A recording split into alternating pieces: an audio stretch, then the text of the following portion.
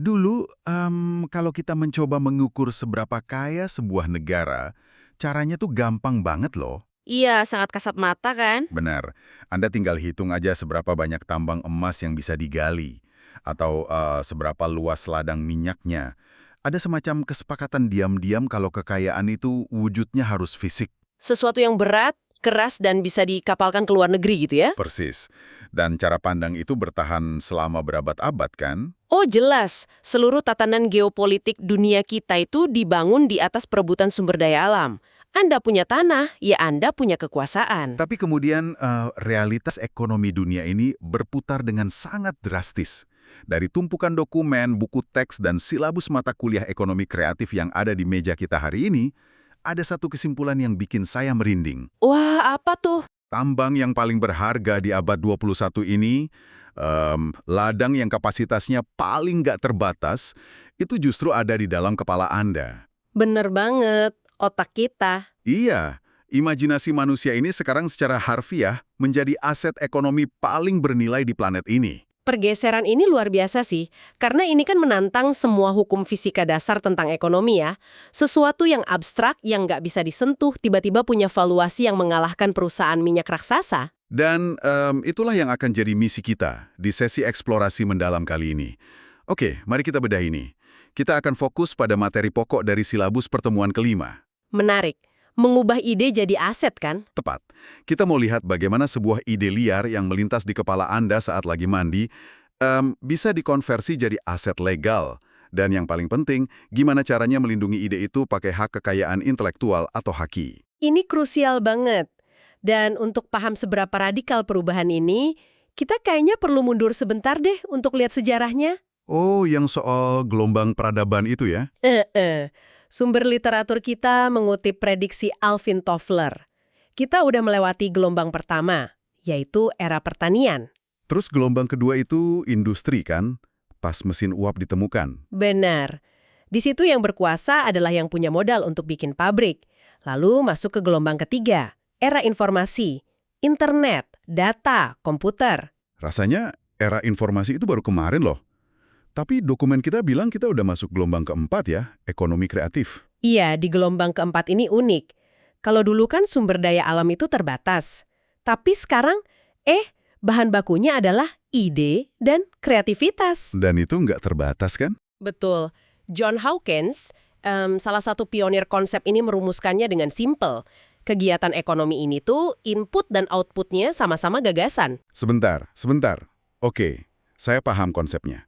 Jadi kalau dulu cangkul itu modal kerja, sekarang laptop dan otak kita adalah pabriknya, gitu kan? Nah, analogi yang pas banget. Tapi ada yang mengganjal nih di pikiran saya.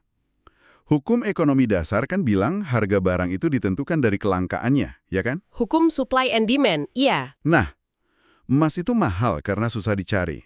Tapi ide, miliaran orang di bumi ini bangun tiap pagi dan produksi miliaran ide baru secara gratis. Gratis dan melimpah ruah. Terus kalau ide itu gratis dan nggak terbatas, gimana caranya ide itu bisa punya harga jual yang tinggi di pasar? Harusnya kan harganya anjlok dong. Pertanyaan yang bagus banget. Dan keganjalan paham hal ini yang bikin banyak orang kreatif nggak pernah bisa ngasilin uang. Jawabannya gini, ide mentah itu emang nggak ada harganya. Oh, jadi nilainya nol? Seringnya sih nol. Yang bikin mahal itu proses penyaringannya lewat 3 hal. Kreativitas, inovasi, sama penemuan atau invention. Maksudnya ide mentah ini harus masuk pabrik imajiner kita dulu gitu? Iya, tahap pertama kan kreativitas, kemampuan mikir out of the box. Tapi orang sekreatif apapun kalau cuma berhenti di sini, ya cuma jadi pelamun.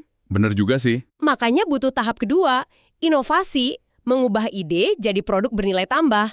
Saya jadi ingat contoh di catatan kita soal video life hack itu loh. Oh iya, yang lipat baju kardus itu ya?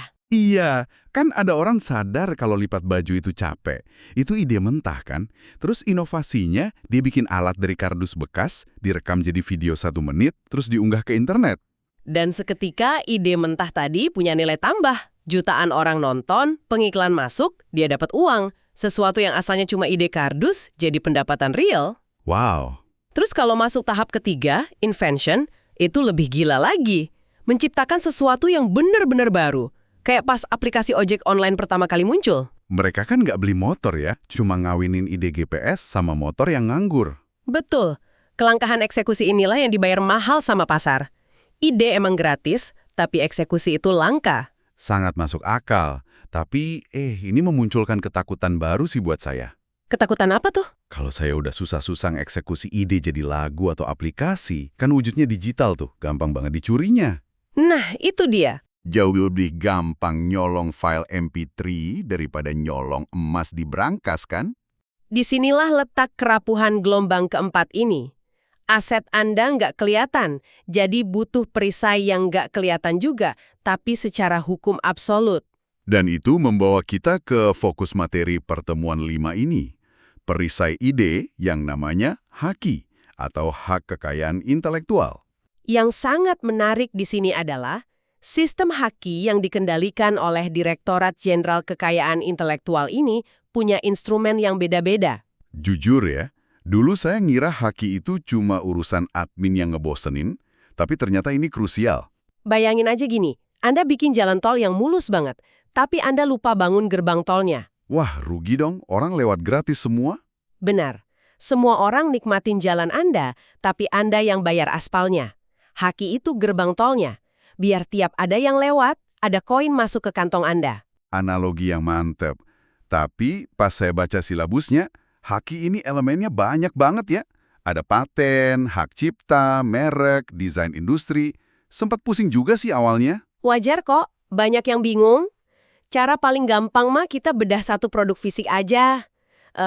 Contohnya smartphone yang lagi dipegang pendengar kita nih. Oke, mari kita bedah smartphone ini pakai pisau haki. Pertama, kode software di dalamnya atau nada dering bawaannya itu dilindungi oleh hak cipta. Undang-Undang Nomor 28 Tahun 2014 kita ngatur ini ketat banget loh. Oke, jadi hak cipta buat software dan karya seninya ya? Terus kedua, inovasi kayak teknologi layar lipat atau sensor sidik jarinya, itu hal teknis yang baru, jadi masuknya ke paten. Oh, paham. Kalau logo perusahaannya, kayak gambar apel gigit gitu? Nah itu, merek. Biar konsumen nggak ketipu barang palsu. Terus satu lagi, bentuk ponselnya, lekukannya, penempatan kameranya yang estetik, itu dilindungi desain industri. Ya ampun, jadi satu HP itu pakai zirah besi 4 lapis haki yang beda-beda ya? Bener banget, paten buat ototnya, hak cipta buat jiwanya, merek buat namanya, desain industri buat wajahnya. Pantesan pemerintah tuh ngedorong banget soal ini.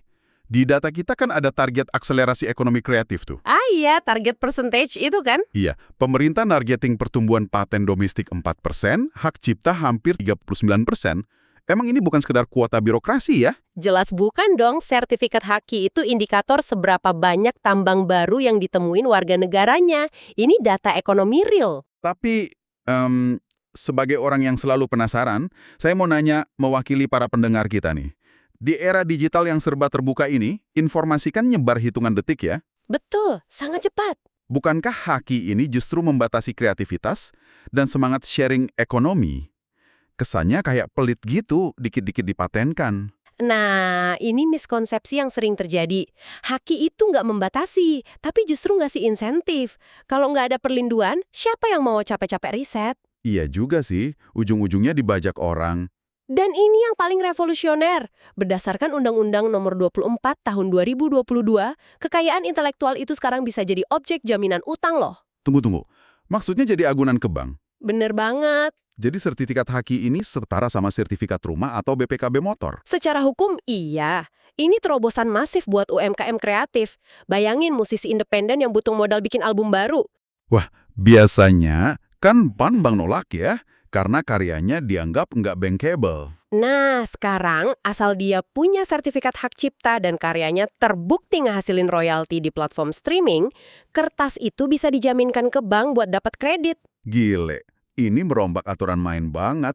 Ide yang tadinya abstrak, tiba-tiba diakui punya nilai moneter yang liquid. Betul. Tapi ya, ide ini nggak bisa hidup sendirian. Dia butuh ekosistem. Di dokumen kita kan ada pembahasan soal triple helix tuh. Ah ya, ekosistem yang isinya 3 aktor utama itu ya, cendekiawan, bisnis, sama pemerintah. Tepat. Ketiganya ini saling ngisi. Cendekiawan atau kreator itu yang bikin ide murninya, tapi kan ide dari studio nggak bisa langsung ditelan pasar. Butuh aktor bisnis buat bungkus idenya jadi produk massal kan? Mm-mm. Dan pemerintah fungsinya ngasih regulasi sama melindungi hakinya, biar mesinnya jalan lancar. Ini kayak teori yang manis di kertas ya.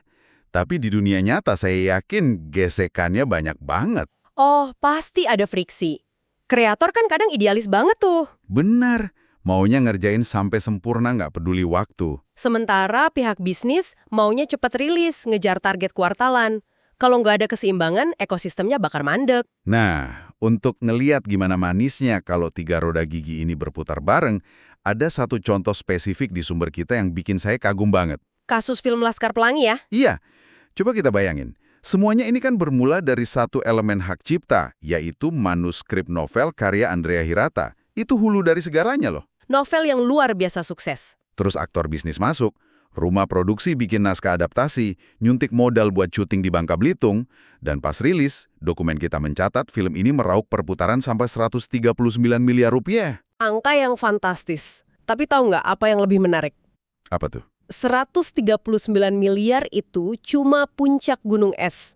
Ledakan ekonomi aslinya justru merambat ke subsektor ekonomi kreatif yang lain. Ah, pariwisata kan? Itu benar-benar gila sih dampaknya. Gara-gara visual pulau yang eksotis di film itu, orang pada penasaran. Maskapai nambah rute, pariwisata meledak. Warga lokal yang tadinya kerja konvensional, tiba-tiba buka coffee shop, jualan souvenir, sampai bikin penginapan dengan desain arsitektur yang khas sana. Tuh kan, kelihatan rantai nilainya. Satu hak cipta buku bisa narik belasan subsektor lain kayak kuliner, kria, sama pariwisata. Dan penciptanya terus dapat royalti. Benar-benar efek domino yang ngasih kesejahteraan ya. Sinergi triple helix-nya kelihatan banget jalan di sini. Makanya haki itu pondasi, bukan cuma tameng pasif. Oke, ini merangkum obrolan kita dengan sangat indah. Jadi buat Anda yang lagi dengerin, ekonomi kreatif udah ngubah cara kita mandang kekayaan. Otak kita itu aset terbesarnya. Betul. Tapi kalau tanpa perlindungan legal kayak paten, merek, atau hak cipta, ide brilian Anda tuh gampang banget dieksploitasi orang lain tanpa ngasih duit ke Anda. Jangan sampai capeknya di kita, untungnya di orang lain ya. Bener banget. Jadi apapun ide bisnis atau karya inovatif yang lagi Anda rintis sekarang, jangan cuma mikirin cara jualnya aja.